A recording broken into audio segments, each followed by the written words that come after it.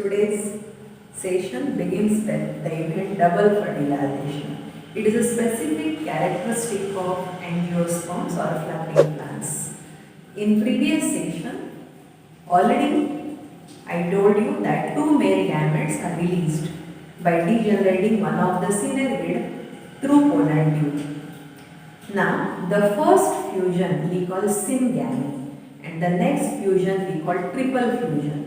Syngamy is an event of fusion of haploid egg with the male gamete to form diploid zygote. So, this is the first fusion occurring in embryo sac. Another male gamete who is waiting now, it will enter the central cell which is already having two haploid polar nuclei. So this another is fusing there. So it gives 3N. Total 3 nuclei are together. It is known as triple fusion. As there are two fusion occurs in embryo sac, it is said to be double fertilization. Now this triple fusion will give rise primary endosperm nucleus having 3N condition. And the zygote is showing 2N condition. Zygote is formed after syngamy and PEN or primary endosperm nucleus will form after triple fusion. Now that cell with 3 nuclei we call it as primary endosperm cell and here is the zygote. So this event we call double fertilization. With the help of diagram you need to explain the double fertilization for 5 marks. In previous session, one optional question may expected on pollen crystal interaction. This also you have to explain with the help of diagram, where you are supposed to show deposition of pollen grains and some pollen grains germinated and they start entering as pollen tube in the style and you have to show one of the pollen tube entering in the ovule. Right? Here in double fertilization, you have to directly show the two male gametes released there and they are now waiting for syngamy and triple fusion.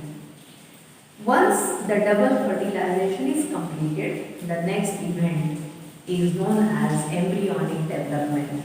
In sexual reproduction in flowering plants, pre-fertilization event includes microsporogenesis, megasporogenesis, followed by pollination, which is a transfer of pollen grains towards stigma. Before fertilization, pollen crystal interaction takes place and fertilization is double, giving zygote and PEC, primary endosperm cell. And now post-fertilization event includes embryogenesis or embryonic development. This is the most important question for exam point of view.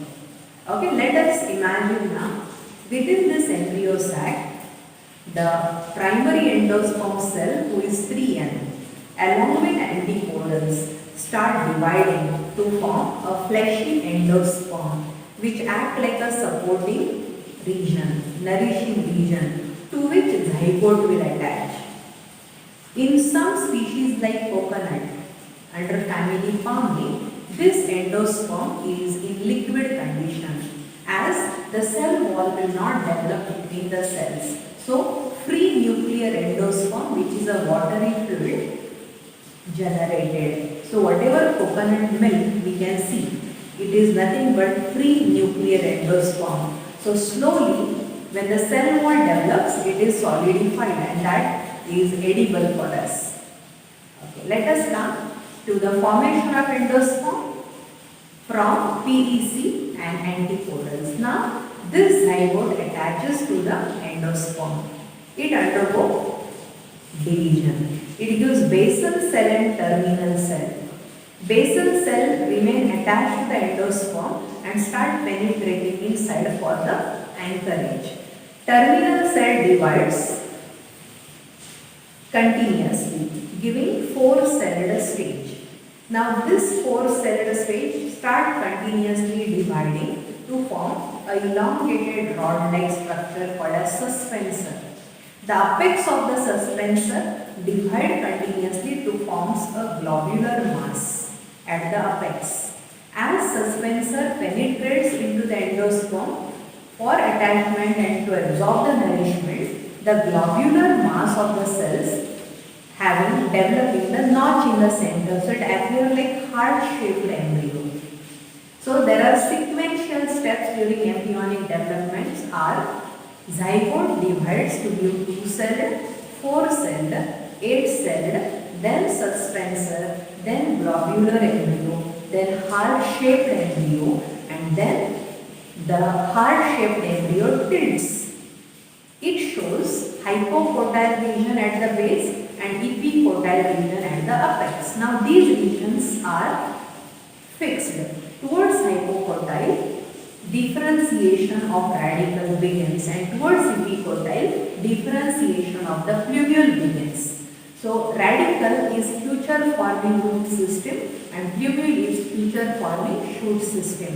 As radicle and plumule develops, the remaining mass develops into cotyledons. Now here, if it is diploid embryo, two fleshy cotyledons will enclose radicle and plumule.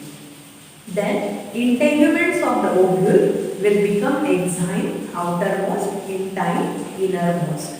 This will become a testa and tegmen forming seed coat. So seed is a derivative of ovule enclosing the embryo. Embryo here in diploid with two cotyledons which are fleshy enclosing radicle and the plumule as the embryonal axis. If it is monopod embryo, then the cotyledon will become single. It is called scutellum. Endosperm is retaining still. It is a fleshy mass. So scutellum, endosperm and radicle covered by coelorhiza. It is a membranous flap for protection.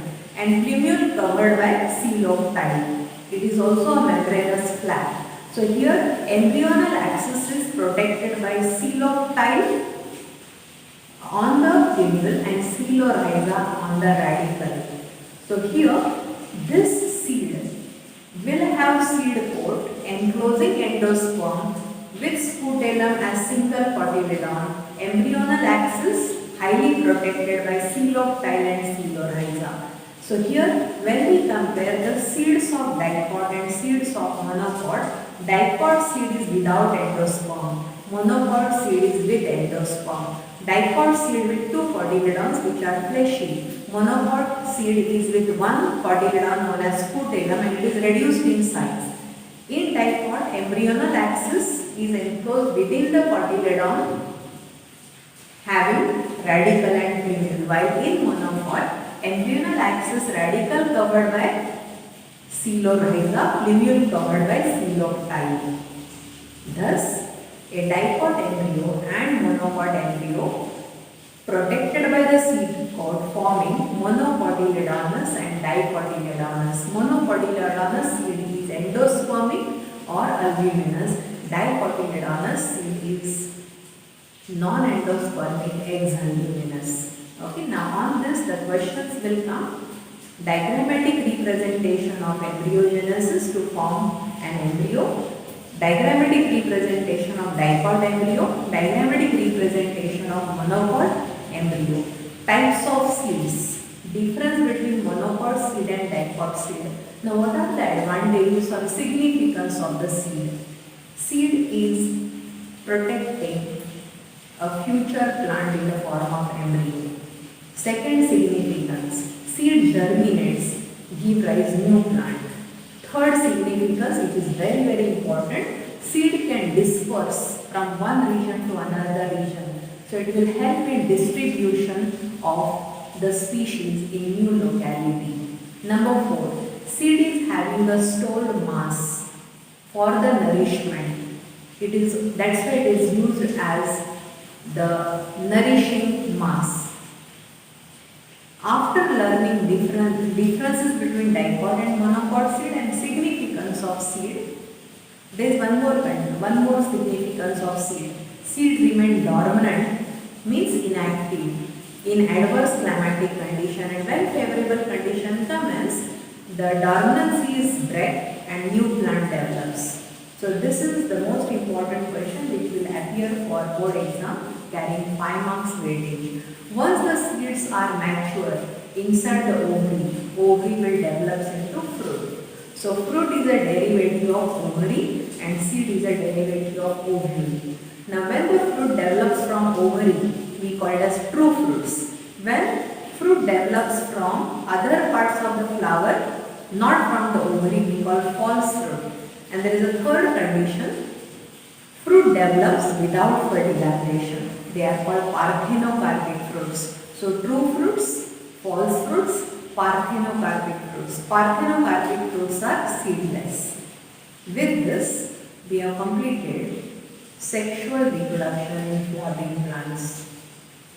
Parts of typical flower: androecium, gynoecium, microsporogenesis, megasporogenesis, microspore, megaspore, pollination, autogamy, in allogamy, lidenogamy and xenogamy, based on the agent, anemophily, zoophily, hydrophily, pollen crystal interaction, double fertilization, embryonic development, two types of embryo, monopod embryo and dipod embryo, two types of seeds, monopod seed and dipod seed, and then a fruit and their types.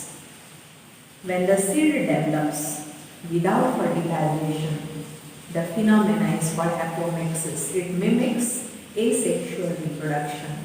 When the fruit develops without fertilization, we call it as parthenocarpic fruit. Okay, with this, I will conclude here sexual reproduction in flowering plant. Hope everything is clear. Thank you very much.